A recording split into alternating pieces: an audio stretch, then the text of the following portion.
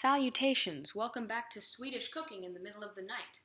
Tonight, I am going to be making something that is not Swedish at all, and it's called the bagel. And if I need to elaborate further, I will do so, but I really hope that you know what a bagel is. To begin with this recipe, you're going to want to get your ingredients out, and because I am like Martha Stewart, I have already done that, so you should maybe get your act together if you're trying to follow along. Personally, and also just generally, it is a good idea to wash your hands before you cook, because as they always say, sanitation is salvation. So wash your hands with me. We can do it together. 2 minutes, guys. I maybe won't do it for 2 minutes because I'm impatient, but do as I say, not as I do.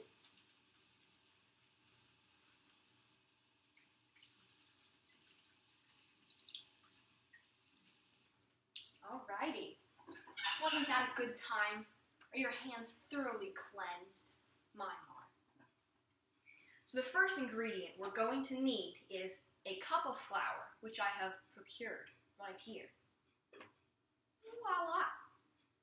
Next thing you are going to need is 2 tablespoons of baking powder. I use Clabber Girl baking powder because, I don't know, she's kind of cute, not gonna lie. And it's not baking soda. Don't use baking soda. That's for making toothpaste. And then, next on our list, we have kosher salt. Bagels were originally a Jewish food, so.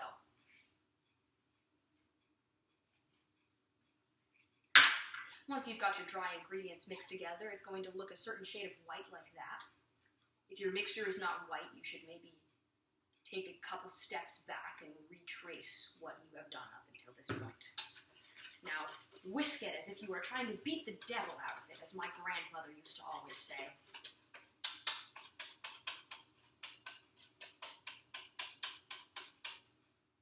Alright, enough of that. Now, I feel the need to mention before I go any further that these are not your run-of-the-mill bagels. These are healthier, easier, and much more mediocre. So thanks for tuning in. We're going to make these with Greek yogurt. So great, I know. Now, what you want to do beforehand, again, get your act in gear, is you want to drain your yogurt in a strainer so you get all the gross yogurt juice out of it. Now, there isn't a lot that you can do with yogurt juice, but if you want to just be a little celebratory, you can, make a toast to your family's good health with said yogurt juice, so feel free to toast along with me. Alright, now, moving on from that, shall we? You're going to want to just plunk it right in. Whoop-de-doo. Yeah, woo, yogurt. Now that we have done that, you're going to want to beat the devil out of it again. Except, not with a whisk. If you value a whisk, you're going to want to use a nice little paddle. Now this one doesn't have holes in it, so it's not going to be maximum pain, but the dough will still be hurting. Mix thoroughly.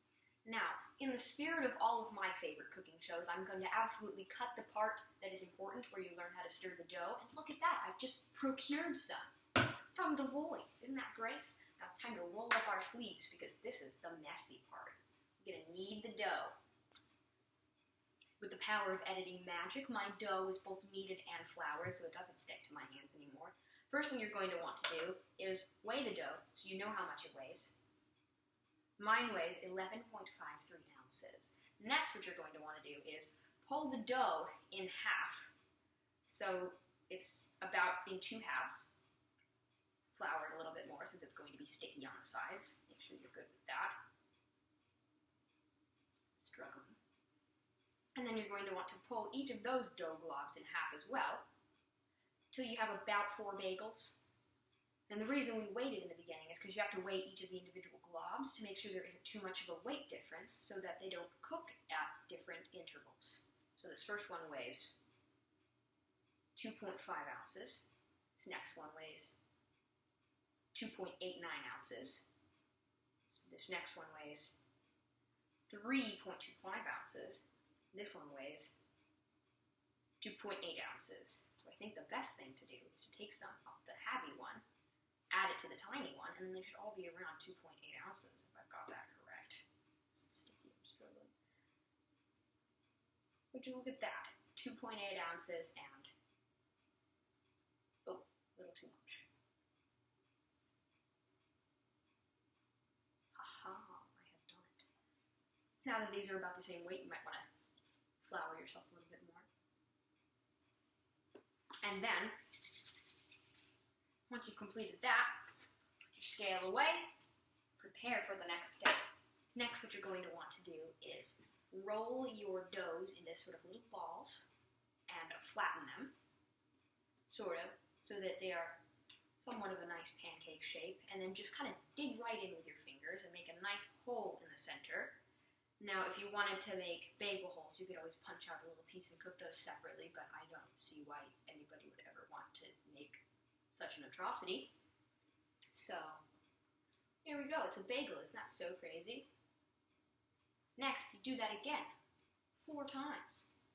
Okay, I have my 4 bagels. Now, if you're a little funny in the head, fun fact, you can actually eat this dough because it doesn't have any eggs in it yet, but I'm about to change that. So this is like the cutoff point for eating the bagel dough, all right?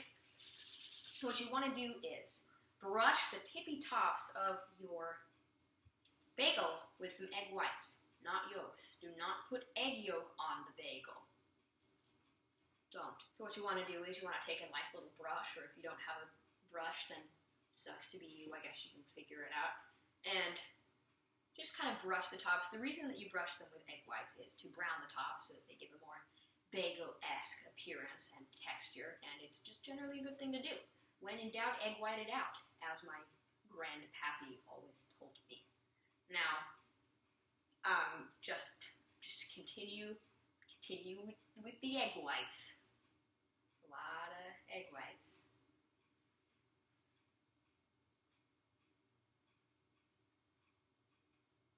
And with that, you are done with the preparation stage, and you need to preheat your air fryer to 300 degrees. Alrighty, now cook them in your air fryer for 18 minutes at 300 degrees. I'll see you in 18 minutes. Alright, now I have some freshly baked bagels. I let these sit for about 15 minutes after I took them out of the air fryer. I think you can use a convection oven if you don't have an air fryer, but you'll need to look up the modifications for that because I will not supply them. And the thing about these bagels is that they may look a little bit gnarly, but they're actually really tasty and they have a great consistency. They're swishy, they're nice, but you can also toast them if you want them to be crispier for whatever reason. You can top them before you bake them to make them a little more interesting with seasonings like everything but the bagel. You can put cheese on them, etc., etc. And after they're cooked, obviously, there's the staples. There's cream cheese. You can put butter on them if that's what you want to do. If you want to be fancy, you can put smoked salmon on yours. You can go sweet, you can go savory. They taste mediocre, but, I mean, what did you expect? I'm not complaining. I eat them all the time. And so they're very tasty. Personally, I like to have mine with a side of crayon. Thanks for watching.